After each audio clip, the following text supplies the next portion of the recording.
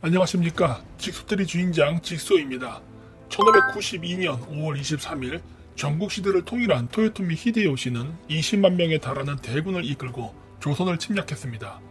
7년 전쟁으로 인해 조선의 전 국토는 황폐화되었으며 이후 1636년 여진족이 북쪽으로부터 침략해서 한민족은 거의 역사에서 사라질 뻔했습니다. 임진왜란이 발생하기 전에 조선에서는 일본이 침략을 할 것이라는 정보를 입수하여 황용길과 김성희를 일본에 파견하여 정탐을 하게 했으나 두 사람이 서로 다른 보고를 하게 되어 조선의 조정은 갑론을박을 하다가 현실에 대한 논의가 아닌 진영 논리로 방향이 전환되어 탁상 공론을 일삼다 결국 일본군이 침략하지 않을 것이라는 안일한 결론을 내렸습니다. 그 후 종의조가 부산포에 와서 토요토미가 병선을 정비하고 침략할 계획을 세우고 있으니 대비해야 한다고 조정에 알렸으나 조정은 이미 김성희를 포함한 동인이 세력을 장악하고 있었기 때문에 서인 출신인 황용길의 의견을 뒤늦게라도 받아들인다면 자신들의 정치적 생명이 위험해질 것이라 생각되어 마지막 경고를 묵살했습니다. 그래도 조정에서는 그나마 만약의 사태를 대비해 준비를 하고자 했던 성의 재건축과 무기의 제조도 김성일의 집요한 반대에 의해 무산되고 말았습니다. 국내에서 이런 어이없는 일이 벌어지고 있을 때 일본에서는 전쟁 준비를 일사천리로 하며 시기만 기다리고 있었습니다. 일본이 조선을 침략하게 된 원인은 첫째, 일본 열도 통일 이후 남아있던 많은 무장들의 재반란을 막기 위해서였습니다. 1582년 오다 노부나가가 일본을 거의 통일했던 시기에 측근이었던 아케치 미츠히데에 의해 오다가 피살당하는 혼노지의 변호로 인해 다시 일본 열도가 분열을 할 위기에 있었으나 토요토미 히데요시에 의해 다시 재통일이 되었습니다. 그러나 토요토미 히데요시는 명문가의 자손도 아니었고 오다 노부나가의 측근들 중에는 출신이 좋은 무장들이 많았기 때문에 토요토미의 불만을 품고 다시 반란을 일으킬 가능성이 있었습니다. 따라서 이들을 가만히 두면 국내에 혼란이 재발할 것을 우려하여 조선 출병이라는 새로운 탈출구가 필요했습니다. 문제 100년이 넘는 전국시대를 거치면서 양산된 무사들의 전후 농공 생산에 필요한 토지와 재물의 확보 때문이었습니다. 땅은 한정되어 있는데 무사의 숫자가 폭증을 했기 때문에 무사들이 만족할 만큼 토지를 제공해 줄 수 없었습니다. 그래서 새로운 땅이 필요해서 조선을 침략하기로 결정합니다. 셋째, 기독교 세력을 제거하기 위해 조선 침략을 결정했습니다. 한국에서는 이 세 번째 이론에 대해서 매우 부정적인 견해를 가지고 있는데 사실 토요토미가 조선을 침략하게 된 가장 큰 원인은 바로 기독교 세력을 제거하는 것이었습니다. 왜냐하면 앞에 두 가지 원인이 바로 기독교 세력과 밀접한 관련을 가지고 있었기 때문입니다. 오다 노부나가가 전국시대를 통일할 수 있었던 가장 큰 요인은 바로 조총에 있었습니다. 일본에 조총이 유입된 시기는 임진왜란보다 약 몇십 년 전인 1543년 8월 23일 큐슈 남단 가고시마 밑에 있는 다네가시마 가도쿠라 곳에 명나라에 가다 좌초한 포르투갈 상인에 의해 전라되었습니다. 조총을 입사한 다네가시마 토키타카 영주는 조총의 위력을 알아보고 조총을 분석하여 설계도를 만들고 조총을 만들었습니다. 그런 다음 중국의 남만상인 중 화약에 대한 지식을 가진 사람을 통해 화약까지 제조하는 데 성공을 했습니다. 이후 다네가시마는 조총의 대량 생산에 성공하여 실전에 사용할 수 있게 만듭니다. 오다 노부나가가 최초로 조총을 전쟁에 사용한 사람은 아닙니다만 조총을 가장 잘 활용해서 전투를 했던 인물이었습니다. 1575년 오다는 오랜 속적이었던 다케다 가문의 최강 기반 부대를 3,000명의 조총 부대를 이용하여 물리치게 됩니다. 이처럼 임진왜란 직전 일본은 새로운 화약 무기에 눈을 뜨며 무기 개발에 힘썼으며 오다 노부나가는 조총이라는 새로운 병기 때문에 전국시대를 통일할 수 있게 되었습니다. 그런데 조총을 만드는 것은 생각만큼 쉬운 일이 아니었습니다. 총은 그럭저럭 만든다 하더라도 가장 핵심인 화약을 제조하는 것은 당시에는 불가능에 가까웠습니다. 그래서 오다는 구니토모에 조총을 주문 제작하는 방식으로 조총을 확보했습니다. 그러나 전쟁의 규모가 점점 커질수록 조총을 구매해서 전쟁을 하는 방식으로는 전쟁을 끝낼 수 없다는 것을 깨닫게 됩니다. 당시 조총이 일본에서 생산되던 지역은 네고로, 오미국의 구니토모, 시가현의 나가하마시의 세 지역에 있었습니다. 특히 세 지역 중에서도 구니토모에서 만든 조총은 일본에서 가장 성능이 좋았습니다. 그래서 오다 노부나가는 구니토모를 장악하는 자가 천하를 장악하게 될 것이라 생각하고 1570년 아네가와 전투를 통해 이 지역을 점령하고 본격적으로 조총을 생산하기 시작합니다.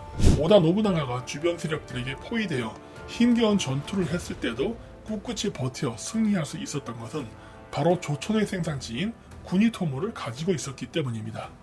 이때 오다 노부나가의 명을 받아 조총 생산을 담당했던 사람이 일본을 통일하게 된 토요토미 히데요시였습니다. 그래서 토요토미는 그 누구보다도 조총의 성능에 대해서 잘 알고 있었습니다.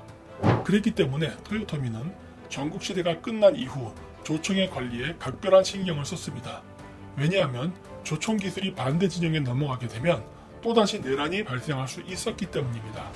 그러나 이미 조총의 성능을 알아버린 많은 일본의 다이묘들은 조총 제작 기술을 얻기 위해 갖은 노력을 다했습니다. 이미 전국시대에도 일본의 상인들은 포르투갈 상인들을 접촉하여 조총을 구하고자 했습니다. 이러한 사실을 안 예수의 포르투갈 선교사들은 지역 영주들로부터 선교 활동의 자유를 약속받는 조건으로 조총을 판매했습니다. 이로 인해 신문물을 받아들인 일본인들 중에는 가톨릭 신자들이 증가하게 되었습니다. 그래서 일본을 통일한 토요토미는 이들을 경계하기 시작했습니다. 초창기에는 토요토미도 오다 노부나가처럼 가톨릭의 선교 활동을 용인했습니다. 1586년 5월 오사카성에 코엘리와 만났던 히데요시는 큐슈를 정복하고 나면 조선과 명나라를 정복할 것이라 말하면서 협조해주면 조선과 명나라에 교회를 지을 수 있게 해줄 테니 포르투갈 선박 2척을 지원해달라고 요청했습니다. 이에 코엘리도 찬성을 하여 큐슈의 기리사단 다이묘들을 임진왜란에 참가시키는 데 성공합니다. 토요토미 히데요시가 예수회의 중심지인 나가사키를 방문했을 때 매우 견고하게 요새화된 항구와 큐슈의 영주들이 예수회 지시에 잘 따르고 나가사키의 예수회의 깃발이 개양되어 있는 것을 보고 토요토미는 가톨릭이 장래에 일본에 큰 위협이 될 것이라 느끼어 이들을 제거하고자 마음먹게 되는 계기가 되었습니다. 일본에서 가장 가톨릭 신자들이 많았던 지역은 큐슈였습니다.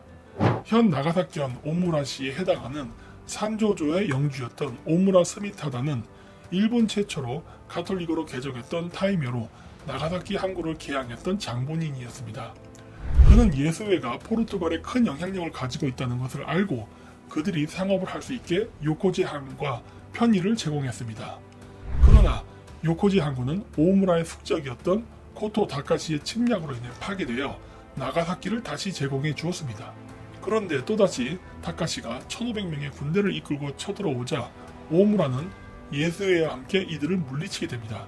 이 전쟁을 계기로 오무라는 1563년 가신들과 함께 코스메 데 토레스 신부에게 세례를 받고 영지의 주민들에게도 개종을 장려하여 순식간에 6만 명의 카톨릭 신자가 탄생하게 되었습니다. 이로 인해 큐슈는 점차 카톨릭의 중요 거점지로 성장하게 되었습니다. 따라서 토요토미의 입장에서는 큐슈는 제거돼야 할 대상이 된 것입니다. 그래서 포르투갈 선교사의 지원을 받아 큐슈를 정복하면서 이들을 이간질시키고 분열시켜 점령하고자 했습니다. 토요토미가 일본인 카톨릭 신자들을 제거하고자 했던 데에는 몇 가지 이유가 있었습니다. 첫째, 가장 큰 원인은 이들이 예수회와 결탁해 조총을 일본에 유통시킨다는 점이었고, 둘째, 이들은 가톨릭 신자가 아닌 일본인들을 철저하게 차별하여 사업적으로 불이익을 주었습니다.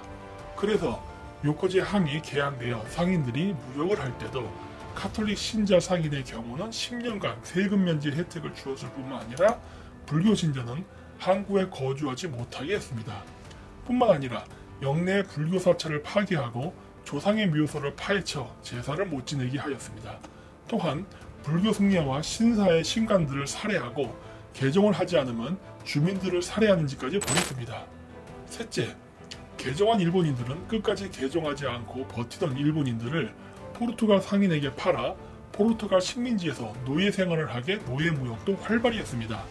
후일 임진왜란이 일어나자 이들은 조선에 들어와서 조선인들을 노예로 포르투갈 상인에게 파는데 앞장섰습니다. 결국 카톨릭에 의한 일본인 차별이 심각해지자 토요토미는 1587년 6월 19일 예수회 선교사들을 추방하는 바테린 추방령을 선포합니다. 토요토미는 포르투갈 선교사들을 남원하면서 아래와 같이 비난했습니다. 어째서 신부들은 그렇게도 열심히 사람들을 강제로 가톨릭교도로 전도하는가?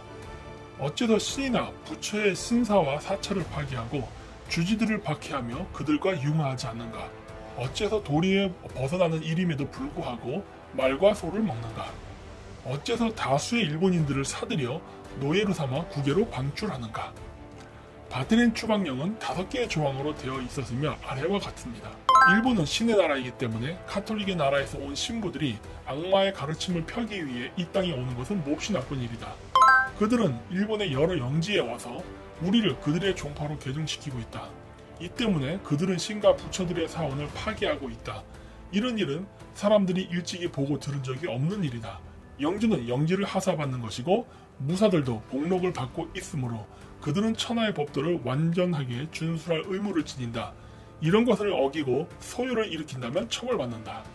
가톨릭 나라 사람들이 그 가르침을 통해 신자를 점점 늘리려고 생각하는 것은 앞서 적은 바와 같이 일본의 가르침을 파괴하는 것이 된다. 그런 일은 나쁜 일이므로 나는 신부들이 일본 땅에 있지 말아야 한다고 정하는 바다. 이 결정에 의해 오늘부터 20일 이내 일본에서 자신들의 일을 정리하고 자국으로 돌아가야 한다.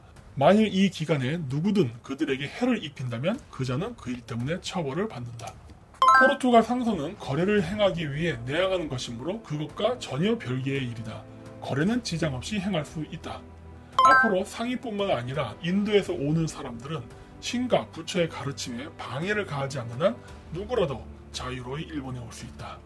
이 방침으로 인해 결국 포르투갈 선교사들과 일본의 기리사단들은 조선을 점령하고 새로운 자신들의 영지를 일본이 아닌 조선에 세우려고 임진왜란에 적극적으로 참가를 하게 되었습니다.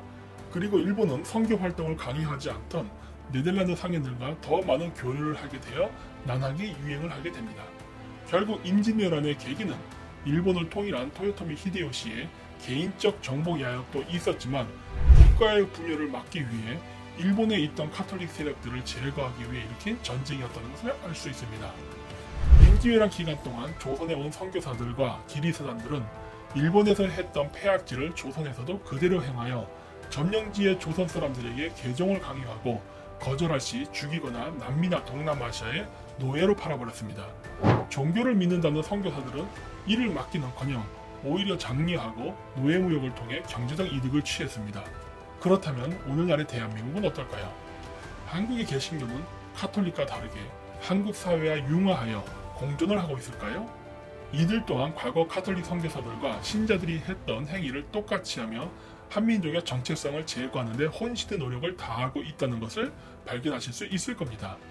이들은 전국체전에 사용하는 성화를 점화하는 천재단을 파괴했으며 지금도 지신밟기라고 하여 전국의 유명 사찰을 다니며 행패를 부리고 불상을 파괴하는 행위를 일삼고 있습니다. 뿐만 아니라 대한민국 사립대학교의 대다수가 기독교 재단에 의해 운영되고 있는데 이들 대학교에서 한민족의 고대사 연구를 한다는 것은 생계를 포기한다는 것과 다름이 없습니다. 그리하여 한국인이 자신의 역사를 알 수 없게 하는 데 큰 역할을 하고 있습니다. 최근 청와대가 개방되자 개신교 신자가 청와대에 있던 불상을 훼손하려 한 사건만 보아도 가톨릭과 개신교가 한국에서 어떠한 일을 하는지 우리는 잘 알 수 있습니다. 예전에 만들었던 영상에서 말씀드렸듯이 대한민국의 정치는 좌파는 가톨릭에 우파는 개신교가 장악하고 있습니다. 그렇기 때문에 어느 쪽이 정권을 획득하든 대한민국을 위한 정치는 아마 쉽지 않을 것입니다. 일본의 침략은 사라졌지만 한반도에는 여전히 식민 제국주의로부터 경제적 이득을 얻기 위해 한민족의 정기 회복을 방해하는 사람들이 좌우에 많은 것 같습니다. 단재 신지어 선생님께서는 이러한 한민족의 현실에 한탄하여 이렇게 말한 적이 있죠.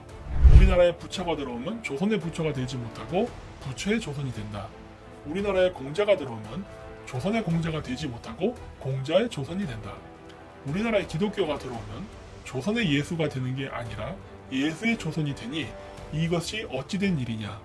이것도 정신이라면 정신인데 바로 노예 정신이다. 자신의 나라를 사랑하려거든 역사를 바로 읽을 것이며 다른 사람에게 나라를 사랑하게 하려거든 역사를 읽혀 바로 알게 해야 할 것이다. 어떻습니까? 여러분의 의식은 지금 자유인의 상태인가요? 아니면 노예의 상태인가요?